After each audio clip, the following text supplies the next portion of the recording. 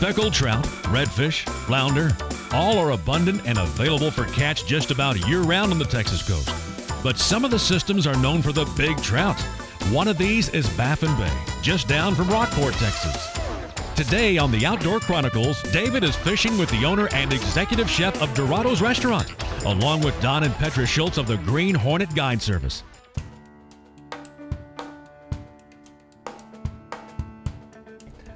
Over the years, I've read a lot about Baffin Bay, and I've talked to a lot of guys that have come down here and caught some really good trout and redfish. But Captain Don, what makes Baffin Bay so productive? In my belief, one of the most important things that you don't have here are shrimp boats. Because the bay itself is lined with big, huge rocks, boulders, and the shrimp boats can't get in there and drag around and get all the smaller trout and the big trout.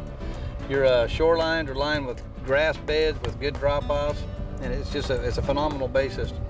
You were telling me earlier that you'd actually get on wades out here where you're practically out of the wind all the time. Is that right? Yeah, it's an example is on a strong southeast wind. We can get over on the Yarborough side or anywhere on the National Seashore side, have the wind at our back, and the same thing, you'll have 2 foot of water dropping off to 4 to 6 foot of water, and you can walk the whole structure forever.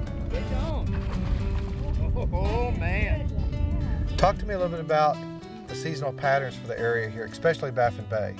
Let's start with, say, spring. Okay, if you're a trophy hunter and you're looking for the big, heavy trout, you want to come down here no later than February, March, and that's when they're real heavily laden with egg. Right.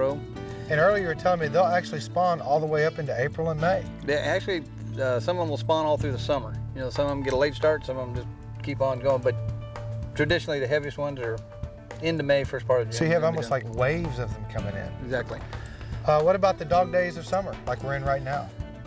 As you probably noticed now, the trout are long and real skinny. They've laid all their eggs, and it'll be an early morning bite or a late evening bite. We're experiencing full moon, so it's going to be harder to catch them this time of day. But we'll get out in deeper water and do it. And as far as the preferred bait, I guess it's got to be croakers, right? Live croaker, that's the preferred live bait. Right. Now, what about artificial?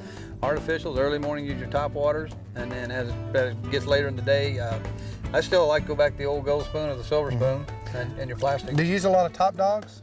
Top dog juniors, and the new one, the she dog, which is that noisy little rascal. Well, the she dog and the top dog both have rattles, but the she dog's got a little bit more bite to it, I guess you could say. It makes more noise, and it'll really attract them. You can use those when it's real windy and it's pretty wavy out here. You can throw those out there and you'll still attract the fish. They'll make enough noise to get them to come to you.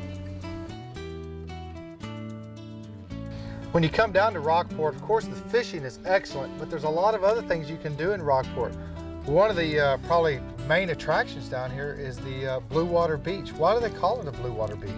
It's not a man-made beach, but it's been cleaned and sand has been hauled in. It's blue, it's real clear water. It's an inland bay, and it's one of the only ones in the country that we know of. Another thing was the largest live oak in Texas. Tell me a little bit about that. This thing is phenomenal. It's 20 to 30 feet across, several thousand years old. It's huge. It has plaques around it. They tell about the many hurricanes it's weathered. You need to go see it. It'll explain itself. But it's located down near Goose Island, is that right? Exactly. It's right off the shore of St. Charles Bay, and it's real easy to find. The signs mark the direction to get to it. Of course, Rockport's got Baffin Bay, St. Charles, Copano. What other locations can you fish when you're visiting Rockport? Well, Rockport is centrally located amongst a bunch of bays, Randus being the main one. Right. North, you have Carlos, Mesquite, Ayers, San Antonio Bay, all the way up to Espiritu Santo by Port O'Connor. Right. Your Copano Bay, and then you come back this direction, you have Redfish Bay, you have Corpus Christi Bay, Nueces Bay, and down here in Laguna Madre and Baffin Bay. So probably you can find a bite as diverse as this fishery is. Exactly. That's one of the things that we're real proud of. We are able to fish. If the fish are biting in Baffin and not in Rockport, we'll come down here.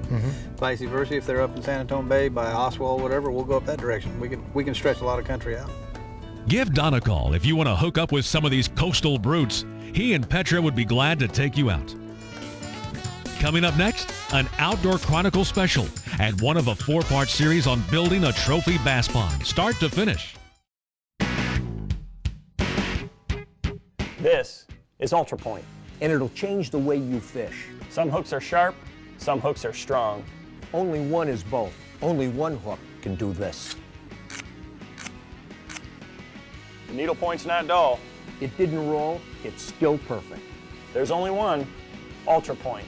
Using any other hook would be pointless. Ultra Point. Ultra Point.